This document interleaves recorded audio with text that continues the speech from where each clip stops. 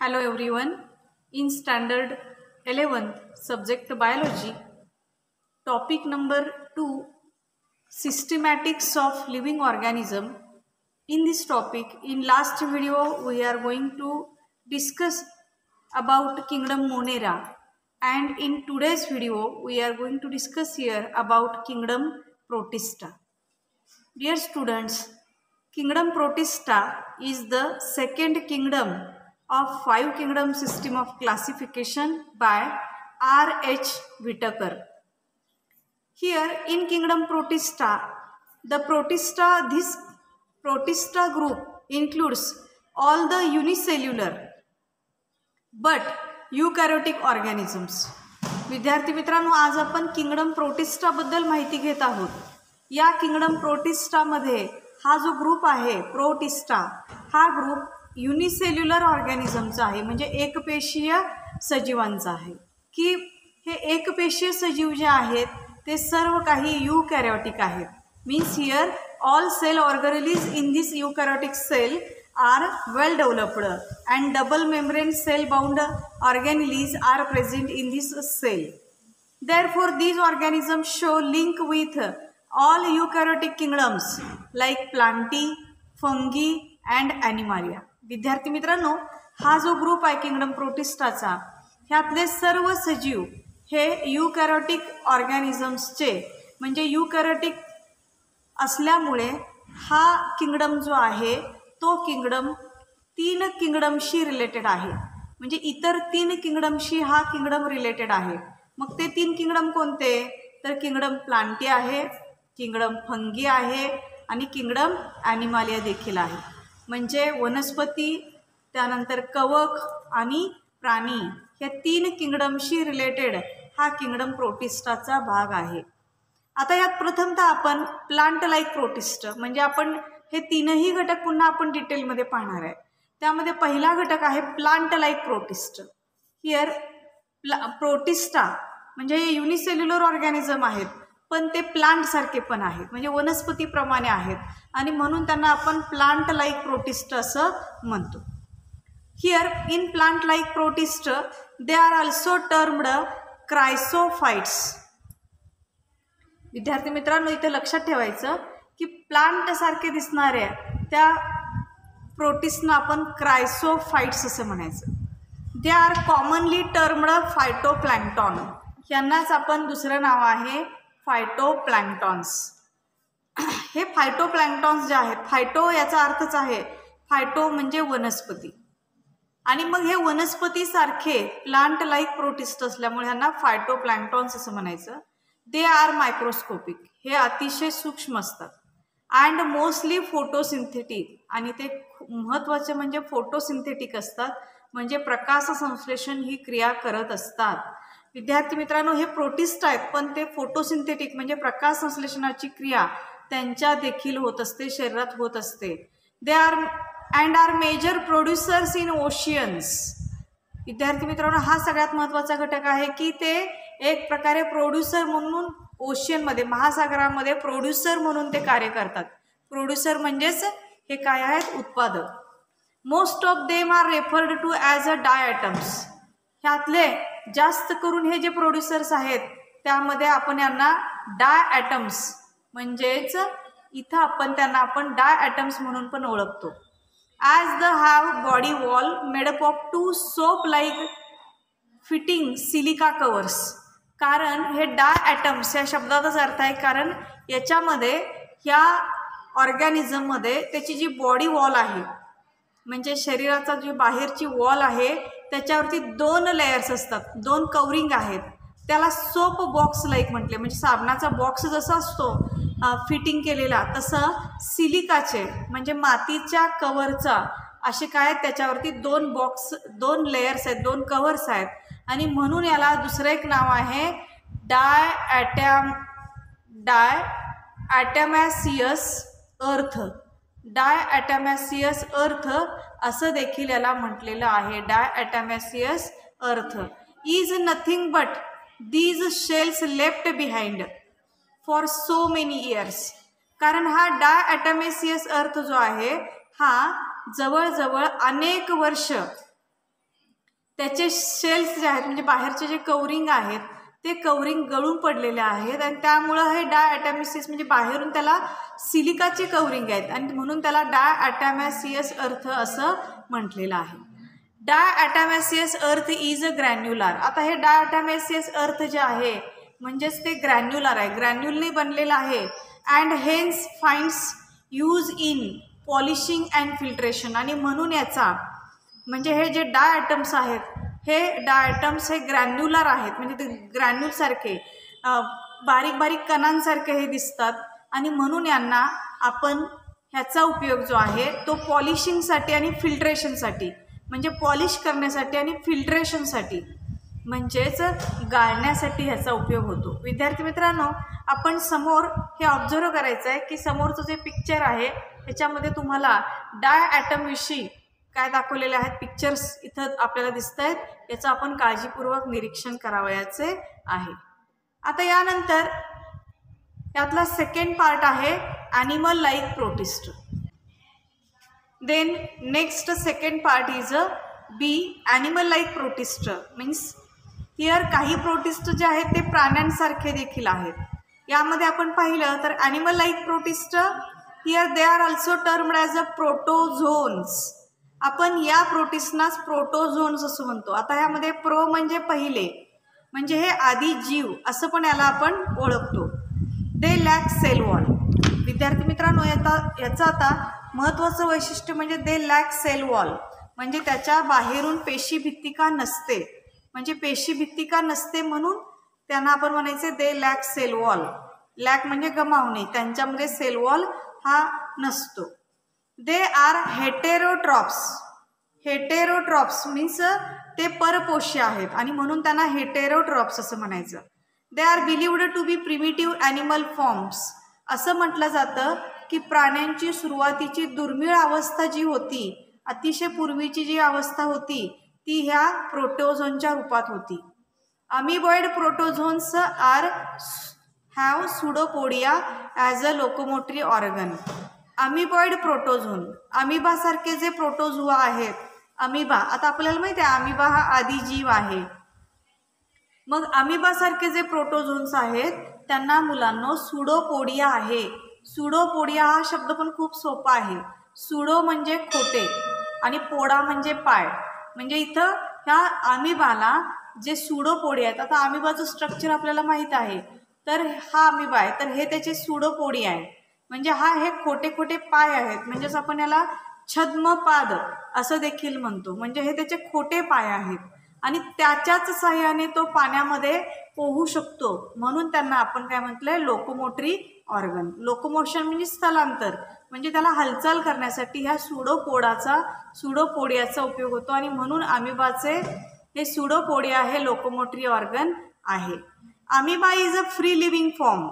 Amoeba हा पूर्णपणे मुक्तपणे राहणारा, मुक्तपणे स्वतंत्र विहार करणारा आहे आणि म्हणून तो एकटा राहतो. But Entamoeba is endoparasite. पण मुलांनो, अमिबाचंच लॅटिन नेम जे आहे ते म्हणजे इंटामिबा. हा इंटामिबा जो आहे तो is Indo parasite. Indo parasite म्हणजे हा अंतःपरजीवी आहे. म्हणजे हा दुसऱ्या प्राण्याच्या शरीरावरती अन्न या घटकासाठी अवलंबून असतो आणि तोही त्या दुसऱ्या प्राण्याच्या शरीरामध्ये आत जाऊन राहतो म्हणजे इंडो पॅरासाइट आणि म्हणून ह्याला अंतःपरजीवी म्हटले. अँड कॉजेस, मग हा मानवी शरीरामध्ये पाण्याद्वारे गेला की मानवाच्या आतड्यांमध्ये वगैरे राहतो, इंटेस्टाईनमध्ये राहतो आणि म्हणून it causes a disease called as a amoebic dysentery. आणि म्हणून अमिबा हा दूषित पाण्यातून शरीरामध्ये जर प्रवेश केला त्यानं तर त्याच्यापासून जो डिसीज तयार होतो तो म्हणजे अमिबिक डिसेंट्री. म्हणजे अमिबामुळं जुलाब लागतात आणि म्हणून हा डिसीज जो आहे त्याला आपण अमिबिक डिसेंट्री असं म्हणायचं आहे. म्हणून अमिबा म्हणजे काही प्रोटोझोन्स हे हार्मफुल देखील आहेत. Then flagellated protozoan have flagella as a locomotory organ. आता विद्यार्थी मित्रांनो, पुढचा घटक जो आहे काही प्रोटोझोन्सना फ्लाजेला आहे. फ्लाजेलाचा अर्थच असा आहे, फ्लाजेलेटेड याचा अर्थ आहे की ज्याला शेपटीसारखा भाग असतो. आता उदाहरणार्थ आपण बघितलं तर युग्लिना जर आपण पाहिलं तर युग्लिनाला असा फ्लाजेला असतो. म्हणजे ही काय झाला, हा फ्लाजेला.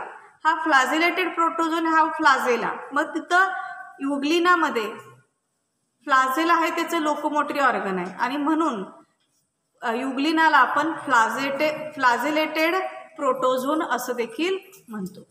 देन हिअर ट्रिपॅनोसोमा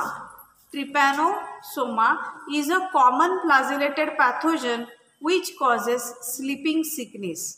आता आपण जर पाहिलं तर ट्रिपॅनोसोमा हा एक कॉमन म्हणजे नेहमी आढळून येणारा फ्लाजेलेटेड पॅथोजन आहे. फ्लाजेलेटेड म्हणजे ज्याला फ्लाजेला आहे असा पॅथोजन आहे. विच कॉजेस की ज्याच्यामुळं स्लीपिंग सिकनेस येतो. म्हणजे ट्रिपॅनोसोमा हा एक फ्लाजेला असलेला पॅथोजन आहे. हा कीटक म्हणजे ॲक्च्युली युनिसेल्युलर प्रोटोझोन आहे की ज्याच्यामुळं स्लीपिंग सिकनेस येते. म्हणजे सतत झोप येणारा म्हणजे स्लीपिंग सिकनेस म्हणजे सतत झोप येणारा असा काय होतो एक प्रकारे आजार घडतो.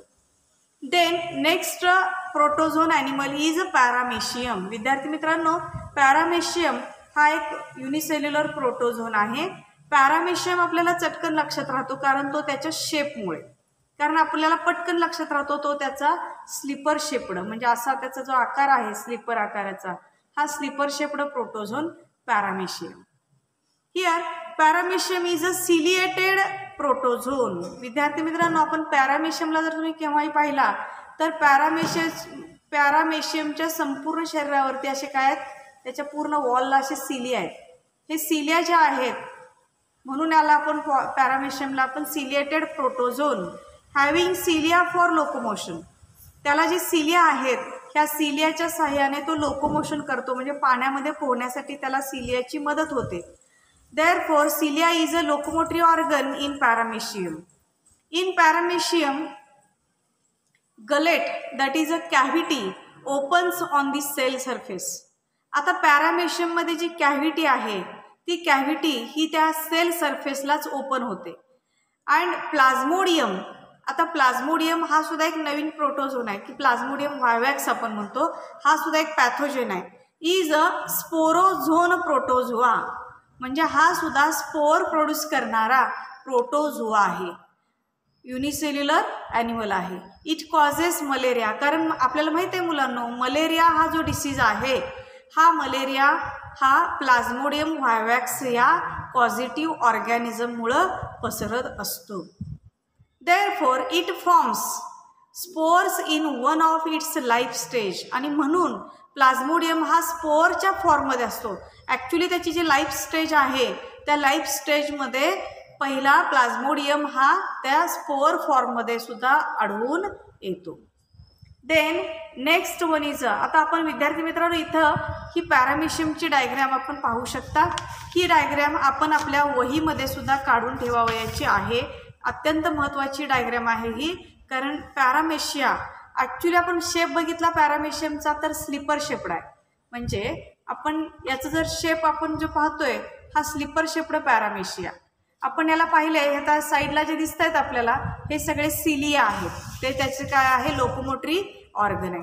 त्यानंतर आपल्याला सगळ्यात महत्त्वाचं आपल्याला हे स्टार शेप्ड जे दिसतं पॅरामेशियममध्ये दोन आहेत पहा, हे आहेत कॉन्ट्रॅक्टाईल व्हॅक्युअल्स.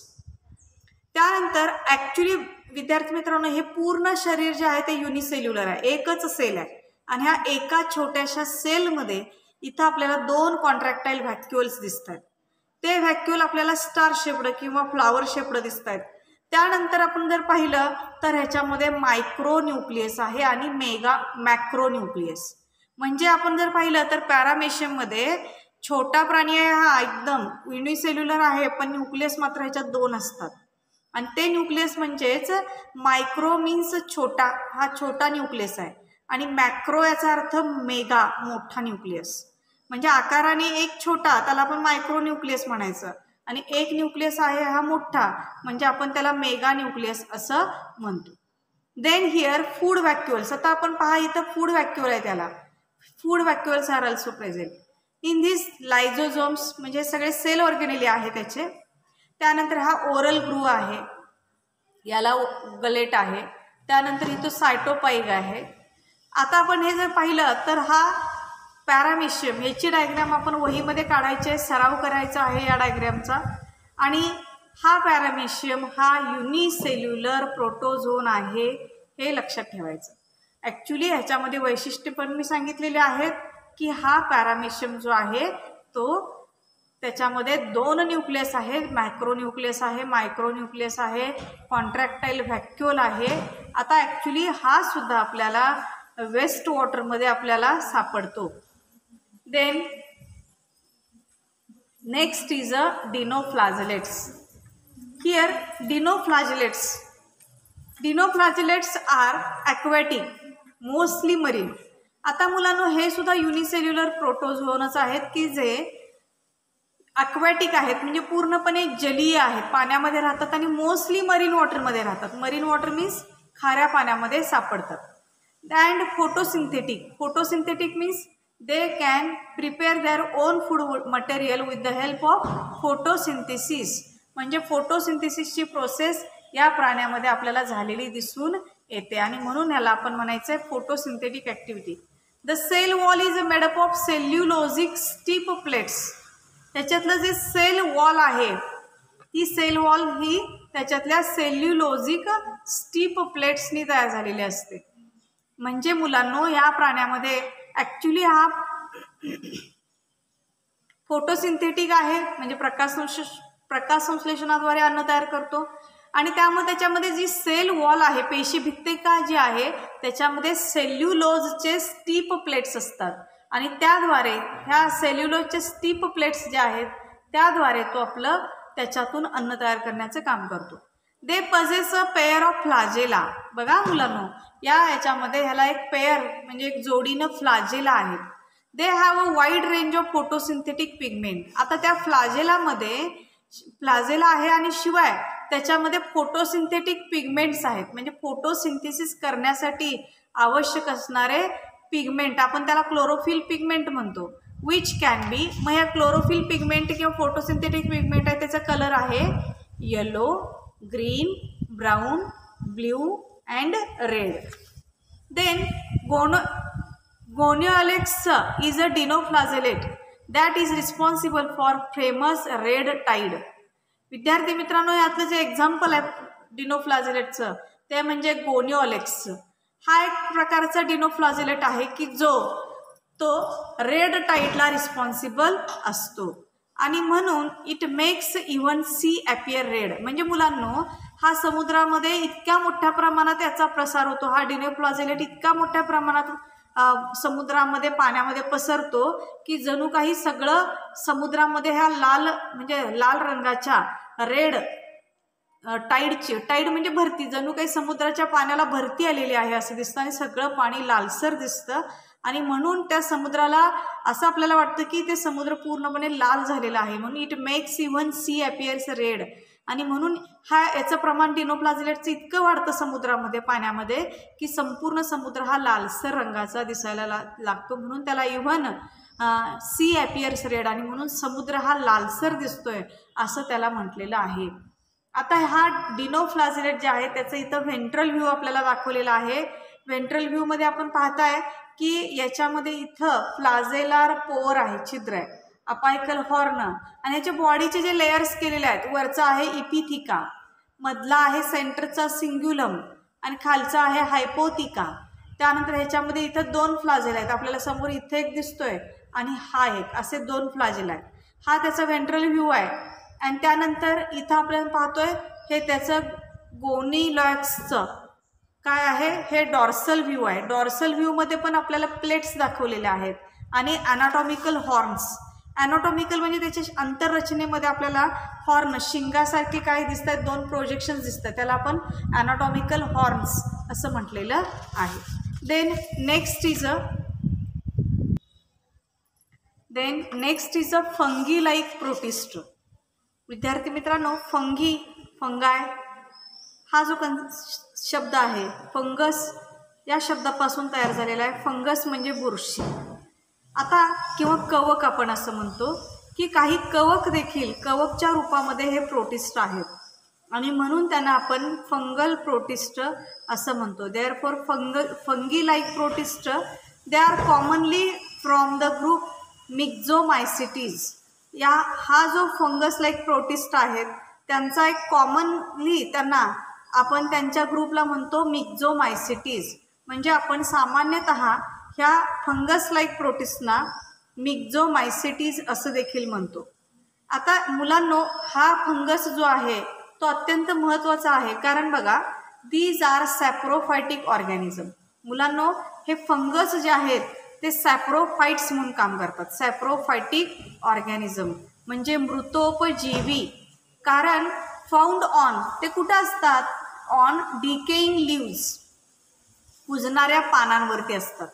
There cells aggregate to form, त्याचे सेल्स ॲग्रिगेट गोळा होतात आणि त्याच्यापासून खूप मोठ्या प्रमाणात लार्ज सेल मास तयार होतो. खूप मोठ्या प्रमाणात त्याचा लार्ज सेल मास तयार होतो, कॉल्ड प्लाझ्मोडियम.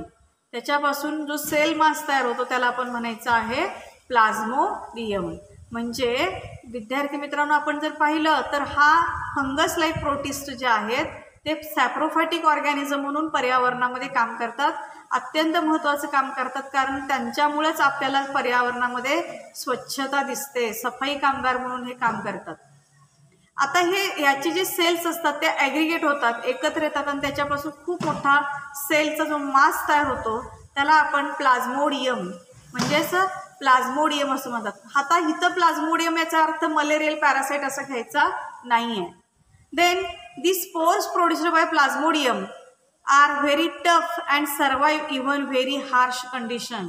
आता या प्लाझ्मोडियममुळे जे स्पोर्स तयार झालेले असतात, स्पोर्स जे तयार होतात त्याच्यामुळं एक प्रकारचा अतिशय टफ म्हणजे कठीण असा कंडिशन तयार होते की ज्यामधून and survive even in harsh condition, म्हणजे अगदी प्रतिकूल परिस्थितीमध्ये देखील हे फंगस टिकून राहतात, जिवंत राहतात. आणि ह्याच्यासाठी ते स्पोर्स जे आहेत, प्लाझ्मोडियमचे जे स्पोर्स तयार होतात ते स्पोर्स अतिशय कठीण आणि हार्श कंडिशनमध्ये टिकून राहण्यासाठी याला मदत करत असतात. Therefore, fungi-like protists are saprophytes and therefore in environment they are very important. Okay, then next is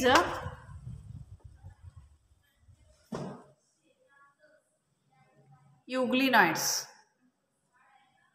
Euglenoids हा प्रोटिस्टचा 5वा भाग आहे. युग्लिनॉइड्स या शब्दाचाच अर्थ आला युग्लिना सारखे प्रोटिस्ट, म्हणजे युग्लिना आपण हा घेऊ शकतो. युग्लिनॉइड्स जे आहेत विद्यार्थी मित्रांनो, युग्लिनॉइड्स दे लॅक सेल वॉल, म्हणजे याच्यामध्ये सेल वॉल नाही, पेशीभित्तिका नसते. बट हॅव, पण त्याला एक बाहेरून टफ कवरिंग आहे, म्हणजे अतिशय कठीण असं कवच आहे, टफ कवरिंग आहे.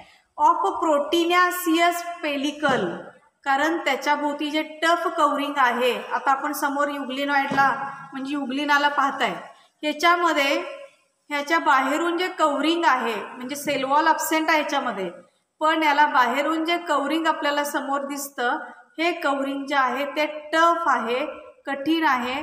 आणि त्या कवरिंगलाच आपण काय म्हटलेलं आहे, प्रोटीननं बनलेलं ते टफ कवरिंग आहे. Then they possess 2 flagella. आता याच्यामध्ये युग्लिनॉइड्स जे आहेत त्याच्यामध्ये 2 फ्लॅजेला असतात, 2 त्याला शेपटीसारखे भाग असतात. One short and other long, एक असतं ते लांब असतं आणि एक असतं ते आकाराने एकदम छोटं असतं. Then they behave as a heterotrophs in absence of light. विद्यार्थी मित्रांनो, आता ह्याचं वैशिष्ट्य पहा, हा कसा असतो की दे बिहेव ॲज हेटेरोट्रॉप्स, हा परपोषी म्हणून जेव्हा सूर्यप्रकाश नसतो, इन अब्सेन्स ऑफ लाईट म्हणजे लाईटची अब्सेन्सी असते, सूर्यप्रकाश नसतो, तेव्हा हा हेटेरोट्रॉप म्हणून म्हणजे परपोषी म्हणून राहत असतो. आणि बट पजेसेस पिगमेंट, पण त्याच्या शरीरामध्ये पिगमेंट असतात म्हणजे कलरचे पिगमेंट असतात. Similar to that of higher plant for photosynthesis, म्हणजे इन प्रेझेन्स ऑफ लाईट, सूर्यप्रकाशाच्या सानिध्यामध्ये मात्र त्याच्याकडे कलर्ड पिगमेंट आहेत म्हणजे फोटोसिंथेटिक पिगमेंट आहेत. आणि कलर्ड पिगमेंट असल्यामुळं, क्लोरोफिल पिगमेंट असल्यामुळं ॲक्च्युली हा फोटोसिंथेसिसचं देखील कार्य करतो. Means it in presence of sunlight Euglena can prepare their own food material with the help of photosynthesis, and therefore it is like that of higher plants, and therefore Euglena has performed म्हणजे dual nature, that is in absence of light it behave as a heterotrophs, but in presence of light it behave as a autotroph, and therefore Euglena has a dual nature. Therefore in this Euglena, you carefully observe this diagram of Euglena. The external structure, Euglena have a long flagellum, म्हणजे युग्लिनाला actually आपण मगाशीच म्हटलं दोन फ्लॅजेल असतात, एक short असतो आणि एक लॉंग असतो. हा त्याचा लॉंग फ्लॅजेलम आहे. हा त्याला पोहण्यासाठी मदत करतो पाण्यामध्ये. त्यानंतर हा ॲक्च्युली युग्लिना हा इंडो पॅरासाइट आहे. Then here nucleus is well developed. In this nucleus inside nucleolus is also present. In this Euglena there are mitochondria, that cell organelle is also present. There is a stored carbohydrate.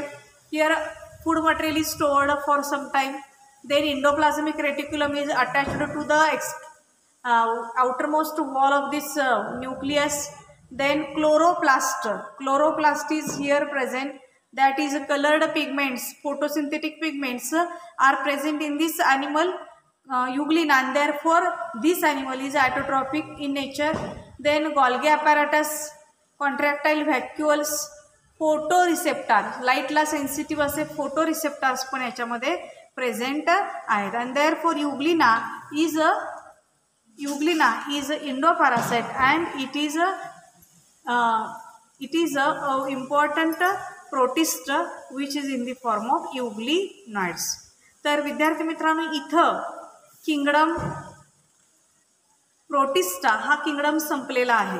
आता यानंतर आपण kingdom Plantae जे आहे, तर kingdom Plantae विषयी आपल्याला माहिती जी आहे आपण ती थोडक्यात घेणार आहे, कारण आपल्याला पुढचा चॅप्टर जो आहे 3rd चॅप्टर हा पूर्णपणे किंगडम प्लांटीवरच आधारित आहे. म्हणजे किंगडम प्लांटीचाच तो चॅप्टर आहे. In kingdom plantae the kingdom is dominated by autotrophs. It also म्हणजे किंगडम प्लांटी हा टोटली ऑटोट्रॉपिक आहे, स्वयंपोषी आहे. It also include some semi autotrophic members. त्याच्यामध्ये काही सेमी ऑटोट्रॉपिक मेंबर्स आहेत, काही इन्सेक्टिव्होरस प्लांट्स आहेत. म्हणजे काही प्लांट्स असे आहेत की ते कीटकभक्ष आहेत. त्याचं एक्झाम्पल आहे व्हीनस फ्लायट्रॅप. आता आपण प्लांटसुद्धा कीटकभक्ष असतात का ह्याचे उदाहरण आपण 9वी 10वीत पण पाहिलेले आहेत. व्हीनस फ्लायट्रॅप आहे, पीचर प्लांट आहे, ब्लॅडर वर्ट आहे, as well as heterotrophic parasitic members like Cuscuta. आता एवढंच नव्हे तर काही प्लांट्स हे हेटेरोट्रॉपिक आहेत, हेटेरोट्रॉपिक इन नेचर आहे. त्याच्यामध्ये आपण पाहिलं तर कस्क्युटा हे जे प्लांट आहे हे काय आहे, हेटेरोट्रॉपिक आहे म्हणजे पॅरासायटिक आहे, परजीवी आहे आणि परपोषी पण आहे. Members of this kingdom are multicellular. ह्या किंगडममधले सगळे मेंबर्स हे मल्टीसेल्युलर आहेत. हॅव्हिंग युकॅरियोटिक सेल, कारण त्याच्यामध्ये युकॅरियोटिक सेल आहे. कंटेनिंग क्लोरोफिल म्हणजे हरितलवक पण आहे. सेल्स हॅव सेल वॉल, म्हणजे ह्यामध्ये सेल वॉल आहे.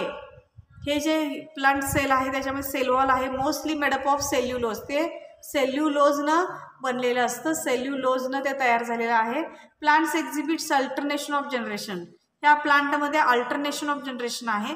That is life cycle has 2 distinct phases. त्याची जी लाईफ सायकल आहे त्याच्यामध्ये 2 महत्त्वाचे फेजेस आहेत. Kingdom Plantae is divided into 2 major groups. Kingdom प्लांटीमध्ये महत्त्वाचे 2 महत्त्वाचे ग्रुप्स आहेत. एक क्रिप्टोगॅमी म्हणजे क्रिप्टोगॅम्स म्हणतो आपण त्यांना, आणि second one is a phanerogamae means phanerogams. Here we will study this kingdom in detail in the next 3rd chapter. Therefore, in next video we are going to discuss about kingdom fungi. Okay, then today we are stop here. Thank you.